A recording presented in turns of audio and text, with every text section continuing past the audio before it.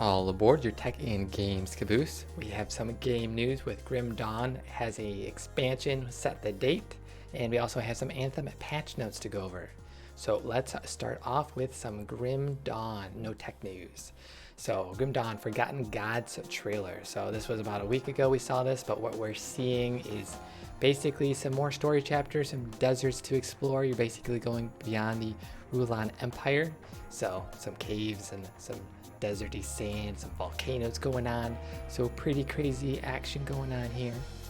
And some monsters, and there's some new bosses that they're going to be adding. And some other cool things we can get out of this trailer is new mastery, the Oath Keeper. So this is going to be, here's an oath test on a level 100 warlord. So basically some light divine-y abilities and your typical smashing through some ARPG action with some pretty cool masteries to master, you could say. Some new unique items as well. As always, the DLCs have good stuff for that. And then something even a little cooler is the infinite dungeon mode, the Shattered Realm. So you're going to be facing some of Karn's foes, and basically for infinity apparently. So pretty cool new game mode to jump in and get some replayability going on. Some skill augments and a couple other cool stuff going on with this pretty actiony boss battle volcano trailer. And this is coming out March. We have the date of March 27th is when this is coming out for $16 for the DLC expansion.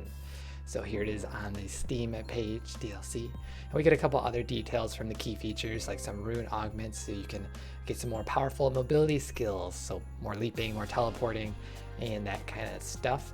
Plus some 4 factions, so you can align yourself with 3 of the witch god cults and face off against some horrors and forgotten powers, 9 new constellations. So some more specialization-y stuff that you can do. And that's Grim Dawn. So you have a couple weeks to wait for this Forgotten Gods expansion, and you can get into some top-down action, gore, violence, and loot. So pretty cool there. And another game news, we have Anthem update. This is the 1.0.3. We had a couple of things from this. This is quite a few bug fixes and everything, but what we can get is respawn restrictions have been removed. So they changed this up a little bit for different modes.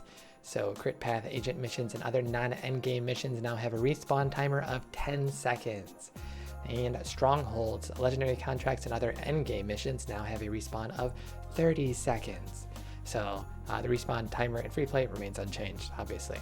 So loot changes. White and green items will no longer drop for players that are level 30, so you won't have to have the hassle of deconstructing those or anything like that.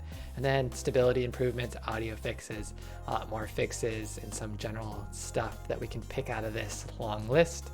Players may now launch an expedition from anywhere within the launch bay and Fort Tarsis. So you'll save yourself from running all the way to the beginning and to different people. So it helps a little bit. There was another thing for quick play, but a couple people mentioned there's still issues with launching quick plays from strongholds. So that may or may not be fixed. And then strongholds fixed issues. Creatures, there's a lot of updates for this. So for the Titans, they've reduced overall damage a little bit, as well as increased the time weak points are exposed. A couple other small little changes here and there. Some damage and item scaling also gets a few changes. So they adjusted the damage scaling of secondary damage sources. So basically these now scale with the average item power. So you're going to increase melee, combo, and ultimate damage, as well as a few other status effects from this. So this will help out in Grandmaster difficulties. So pretty good if you wanted some boosts there. Gameplay bug fixes, item balances. There's a lot of that going around. Item bug fixes some more. And masterwork item balance updates. So there was some good old, the beginner weapon was apparently stronger than some of the masterwork items. That should not have happened. And no word on the PS4 update in this update. Some PS4s were crashing through Anthem, and I believe that it's still set for the 12th or a couple more days. So if you're playing on PlayStation, you have a couple more days for that update.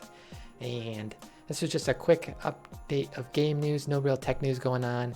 Yesterday there wasn't too much going on, so we kind of skipped. And we have Caitlin saying, happy Sunday to you too. And with that, we will be having another episode tomorrow at 1 p.m. Pacific with some more tech game news for Monday. Some stuff should be happening then. And we'll be signing out on a little bit of a shorter episode. Pew, pew, pew, pew, pew, pew, pew, pew.